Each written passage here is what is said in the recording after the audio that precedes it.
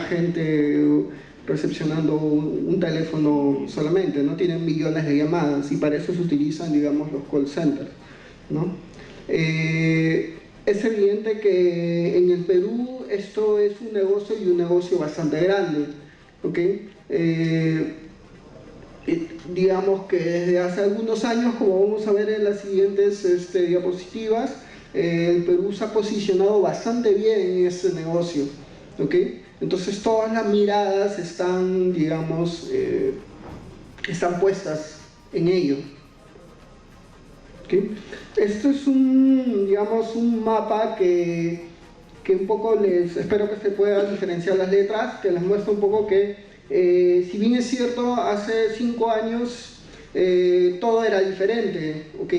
O sea, ustedes saben, digamos que yo siempre tomo, digamos, el marca de 5 años que las cosas han cambiado mucho en temas de tecnología, ¿ok? Hace 5 años no teníamos, o teníamos muy pocos wifi en el teléfono, ahora ya todos los tienen. ¿Okay? Entonces, lo mismo pasó en las comunicaciones. Antes cuando llamabas, por ejemplo, a alguna marca, digamos, de las prestigiosas que están aquí, llamabas y te respondía alguien en Panamá, o te respondía alguien en Costa Rica, o en ese lado del continente, ¿no? Ya poco a poco fueron bajando, por así decirlo, y te contestaba alguien en Argentina, y posteriormente alguien en Colombia. Ahora, no es raro, digamos, que llames ahora y alguien, digamos, te conteste, ¿no? Entonces, eso ha implicado que, digamos, estos sistemas han crecido mucho, se han masificado mucho, ¿ok? Entonces, según la gráfica tenemos que, digamos, que en temas de call center, evidentemente con nuestros amigos los colombianos estamos muy a la par, digamos, ¿no? Esta gráfica la saqué de un estudio que se ha hecho recientemente, donde muestra más o menos, digamos, las estadísticas para el 2013 y 2014 respecto a ello, ¿ok?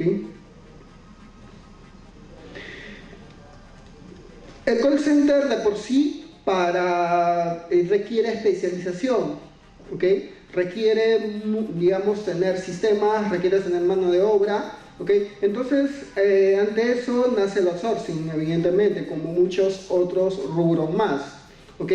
Sin embargo, esto en el tema de bancos es muy beneficioso, ¿no? Entonces vamos a ver un poco, digamos, las razones y los porqués, digamos, ¿no? Primero, la parte del proceso de selección de personal, ¿no? O sea, la contratación de agentes, reclutamiento y todos los procesos que hay que seguir son muy tediosos. Los que manejan de pronto, algunos que son del mundo de call centers, digamos, saben que eso es un trabajo bastante complicado, digamos, ¿no? Entonces, librarse de eso, digamos, para una empresa que su negocio es otro en realidad, es bastante importante. El departamento de sistemas y soporte, ¿no? Las personas que, digamos, están arreglando las computadoras, están, digamos, viendo los sistemas operativos, ¿no? Entonces, también eso requiere, digamos, un skill bastante, digamos, preciso, ¿no? Por otro lado, la plataforma de call center en sí, ¿ok? Y de esto tenemos varias soluciones, pero vamos a ver un poco, por lo menos las que más se utilizan de este lado, digamos, del mundo, ¿ok? Pero también suelen ser sistemas muy específicos que, digamos, que en algunos casos son comprados, otros son diseñados in-house, ¿no? Entonces hay de todo y para todos los bolsillos, como se dice. Y a esto, digamos, el tema digamos, ok, la parte de software, pero ¿dónde vamos a poner ese software, no? Los servidores, infraestructura, las líneas digitales, las líneas de internet, la conectividad y todo eso, digamos, ¿no? Uno se libera de toda esa parte, en este caso las instituciones bancarias se liberan de toda esa parte al realizar el outsourcing, ¿no? Y finalmente, y no menos importante, es la estructura de monitoreo y de capacitación, ¿no? Es decir, toda la capacitación a los agentes para que, mira, esta campaña vamos a, digamos, vender estas tarjetas de crédito o vamos a atender estas consultas, entonces no solamente esa parte, sino también los softwares terceros, digamos, ¿no? Los que vienen de call center saben que entre las empresas de call center hay sistemas interconectados directamente con el banco, ¿no? Que son consultados, ¿no? Los sistemas de tarjeta de crédito, los sistemas de cobro, etcétera, etcétera. Entonces, todo ese tema de capacitación está, digamos, está abstraído en esa parte. Sin embargo, mientras el banco piensa que el call center es así, ¿no? Todos en sus posiciones, cada uno haciendo su trabajo, ¿no? Y es como nosotros siempre decimos en temas de sistemas, el mundo ideal, ¿no?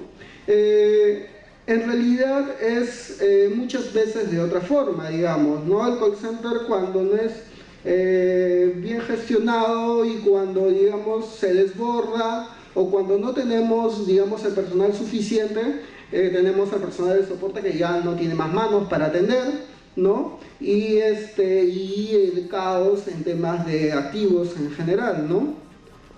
O también de esta, ¿no? Digamos, cuando el control también del personal, digamos, no es efectivo, ¿no? Entonces tenemos esas dos caras. Normalmente, digamos, pasa cuando, digamos, empresas terceras están tomando el control, digamos, de esas, digamos, comunicaciones. Y al final lo más importante no son los sistemas de información, como ustedes lo saben. Acabo de escuchar una charla muy motivadora, digamos, de la señorita de Cisco, ¿no? Entonces, son importantes son las personas. Entonces, y por ahí normalmente vienen, digamos, los problemas. Ok. Tipos de software en el mercado, ¿no? Y de eso voy a citar, como les dije, algunas marcas, pero digamos, podrían ser otras en realidad, pero digamos, son las que por lo menos en mi caso me he topado más. Tenemos los propietarios, podríamos englobarlos, ¿ya? Por lo menos aquí, los propietarios y de marca. Tenemos, digamos, a marcas bastante prestigiosas como Cisco, Avaya, Siemens, Alcatel, ¿no? Soluciones que ya uno compra, digamos, como se dice, llave en mano, ¿no? O sea, yo quiero la solución de call center, ¿cuántos agentes necesitas? Y, ok, esta es la infraestructura que se necesita y este es el proyecto. Y se implementa, ¿no? Digamos que cosas, digamos, muy de llave en mano, ¿ok? También tenemos software mixtos, en realidad que en donde usan software libre en algún punto de su operación o de su funcionamiento, ¿ok? No, esto digamos que no es digamos raro mencionar que por ejemplo este tipo de soluciones usan como motores un software bastante conocido que es Asterix, que seguramente en algún momento digamos lo han escuchado o han digamos, o hasta lo utilizan, digamos, ¿no? Para algunos, ¿ok? Entonces, en algún punto de esa operación están utilizando ese software, ¿no? Entonces, por ejemplo, en InConcert son normalmente dos servidores. Un servidor que es el que maneja toda la parte del software en sí de gestión, ¿no? Y el otro servidor que es un servidor con Linux y Asterix, propiamente dicho, que para manejar una parte de TDM, de comunicación con la señal telefónica, ¿no? Entonces, eso no es raro, digamos, en ese caso, y hay muchas soluciones que trabajan de esa forma, ¿ok? Y los otros basados en open source nativos, como se podría decir, ¿no? Sí, Juan, pero digamos que ¿qué call centers utilizan este tipo de soluciones? Bueno, yo les diría que yo conozco muchos call centers que utilizan, digamos, algo en Asterix, ¿no? Entonces, por evidentes beneficios, temas de, digamos, de ahorro de licencias, temas de facilidad de uso, pero primordialmente, ¿qué cosa? Ahorro de dinero, ¿ok? Y, digamos, tenemos despliegues muy grandes de ese tipo de soluciones, ¿ok? En realidad, desde mi punto de vista, todo depende de lo que, digamos, manda el presupuesto. Muestra lo complejo que puede ser este tipo de soluciones, ¿okay? Tenemos, digamos, digamos, en la parte inicial, que es la parte de infraestructura, ¿no? En donde tenemos evidentemente los switches, los routers, estoy viendo la hora para no pasar, ¿no?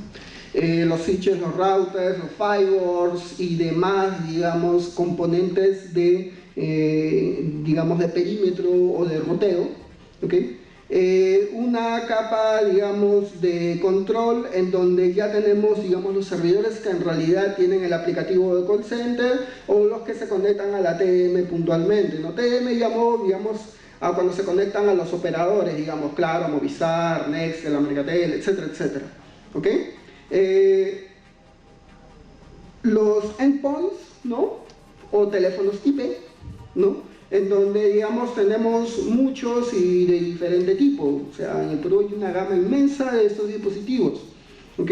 Y sin, digamos, dejar de mencionar los que uno puede instalar hasta en el celular, digamos, ¿no? No es raro ahora ver, digamos, operaciones que se manejan por digamos, por un software instalado en el celular. Subiendo tenemos las capas de aplicación, digamos, de aplicaciones, ¿no? Con las que interactúan los agentes o los usuarios del call center, ¿no? Que son diversos porque uno puede ser el aplicativo del call center en general, ¿no? Donde él, digamos, va a recibir la llamada, mira de quién es el número, si lo tiene registrado en la base de datos, que hace consulta en la base de datos, etcétera, etcétera, ¿ok? Pero también tiene software de gestión, como se dice, ¿no? Digamos, donde está toda la parte de cobranza, donde está todo, digamos, la parte de consulta de la tarjeta de crédito, etcétera, etcétera. ¿Listo? Y aplicaciones de terceros, como, digamos, bien se puede llamar así, digamos, ¿no? Los que son, digamos, el cliente de correo electrónico, las aplicaciones en el celular, etcétera, etcétera, ¿no? Entonces, como ven, tenemos, digamos, que una brecha de capas y cada uno tiene componentes muy distintos, ¿ok? Y evidentemente cada componente tiene sus fortalezas y debilidades. Ok, esa podría ser otra forma de ver, digamos, la solución, un poco ya más yendo, yo soy ingeniero, así que digamos que siempre voy a tratar de ir a la parte de ingeniería. Entonces, donde tengo, digamos, los agentes, ¿no? Los teléfonos de supervisor, servido la parte del sistema de call center en donde podemos tener el servidor, digamos, propiamente de telefonía que se encarga de comunicarse con la línea digital, ¿no? Y el servidor web, base de datos, donde está el aplicativo. ¿Ok? Eso es más o menos, digamos, a nivel de arquitectura donde se ve. Bueno, ya hemos visto un poco, digamos, hemos entrado desde un poco la parte de por fuera hasta ya entrar un poco más en la parte de ingeniería y ahora vamos a ver un poco, digamos, motivaciones para causar fraude. Evidentemente, ¿ya? Usan el protocolo 2, la versión 2. ¿Quién utiliza la versión 2? ¿Quién utiliza la versión 2? ¿Nadie? Ya, menos mal que nadie lo utiliza porque es vulnerable. ¿Ok? La versión 1, 2 son, digamos, de ese protocolo es textualmente vulnerable. ¿Ok? Ya se debe utilizar a partir de la versión 3. El tema está con este protocolo que muchas veces en los dispositivos vienen instalados por defecto, ¿no? Y no sabemos que están ahí instalados y escuchando. ¿Okay? Y a través de este protocolo, no solamente por ende como sirve para monitorear, yo puedo también extraer datos. ¿Okay? Consultarle datos, inclusive alterarlos, digamos, podría, digamos, dependiendo del dispositivo, hasta poder cambiar las contraseñas y pasando por toda la parte de divulgación. ¿Okay? Muchos routers aplagan, ya vienen por defecto escuchando SNMP. Entonces, hay que tener mucho en cuenta con ese tipo de protocolo que muchas veces pasa desapercibido, pero lo tenemos ahí. ¿Okay? Telnet, ¿ok? Sí, Juan, pero Telnet ya es muy antiguo, ¿quién lo utiliza y demás? Señores, Telnet sigue siendo utilizado. Aquí tiene routers, no voy a decir la marca, de tipo 1807, de toda la rama 18. ¿Okay? Esos dispositivos utilizan Telnet. ¿Okay? Y algunos no lo implementan no implementan, digamos, cosas como SSH porque simplemente no lo soportan. ¿Okay? Y ahí el riesgo viene de dos lados, digamos, ¿no? Uno, porque evidentemente es un servicio de autentificación que, digamos, pasa la información no cifrada. Es decir, si yo me pongo a capturar, digamos, esa data que está pasando por la red y tengo ahí una autentificación de Telnet, voy a capturar digamos, la credencial. Okay, ya vamos a ver un poquito más adelante, digamos, el tema de captura de datos. ¿Okay? Entonces, y lo otro es que es promiscuo a ataques de fuerza bruta. ¿Okay? Es decir, yo puedo programar mi propio programa, utilizar programas o scripts, digamos, ya hechos, en donde le puedo preguntar, puedo tantear con diccionarios las contraseñas. E implícitamente, dependiendo cuán robusto sea el equipo, causar denegación de servicio implícita. ¿Okay? Entonces, ahora, yo no sé por qué le ponen estas cosas que, digamos, warnings y demás, porque igualito, si yo veo un telnet, igualito lo voy a querer entrar. ¿Ya? Entonces, pero lo ponen. ¿Ok? Entonces, tengan en cuenta mucho eso, digamos, ¿no? Estos protocolos simples, sencillos, son los que en verdad, digamos, que a veces se convierten en la mayor brecha de vulnerabilidades en sí. Ok. El ataque que, digamos, se denomina hombre en el medio, man in the middle, ¿no? Que en voz y en datos puede causar, digamos, muchos problemas, ¿ok? Y sobre todo por, porque en realidad no es muy sencillo de hacerlo. Alguien con capacidades, conocimiento medio, digamos, podría, hasta básicos diría yo, estos jovencitos que ahora, digamos, digamos, tienen toda la información a la mano, ¿ok? Podrían hacer un ataque de hombre en el medio y capturar datos, y no solamente capturar datos, capturar voz, ¿ok? Entonces ahorita, para terminar un poco la idea, voy a mostrarles una captura para que un poco vean que esto no es una falacia en realidad, ¿ok? Entonces, el problema de esto es que, digamos, corregir este problema o mitigar el problema requeriría, digamos, un control muy fino de la red por un primario de un operador tradicional. ¿Vale? Porque es más barato.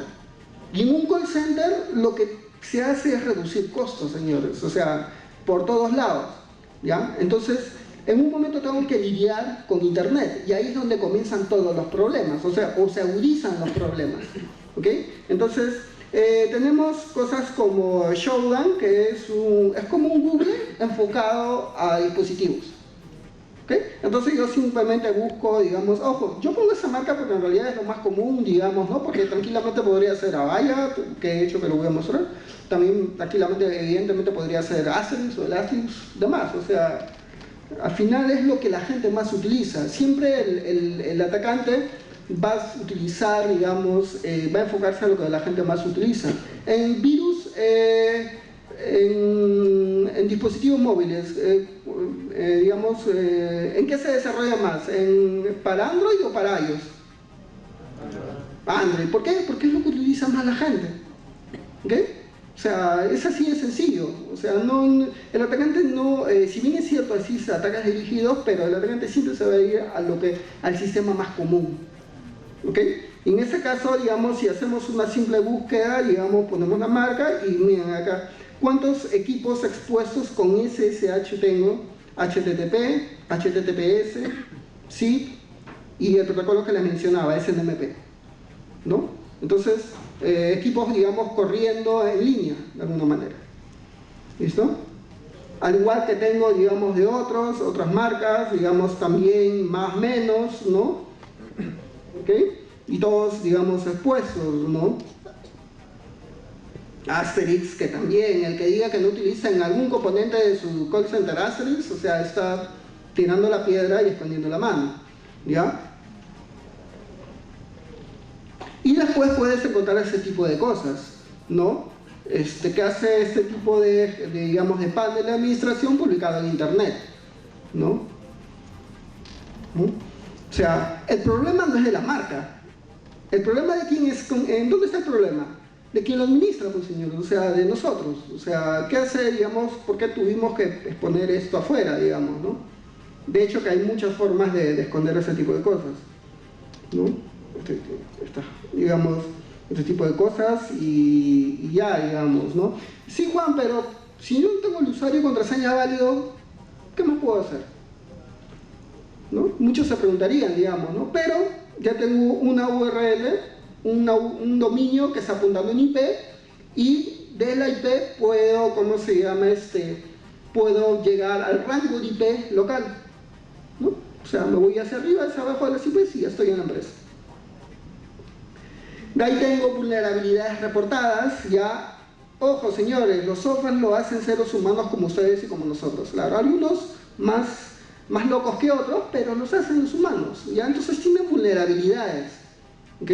Entonces, el que diga que no...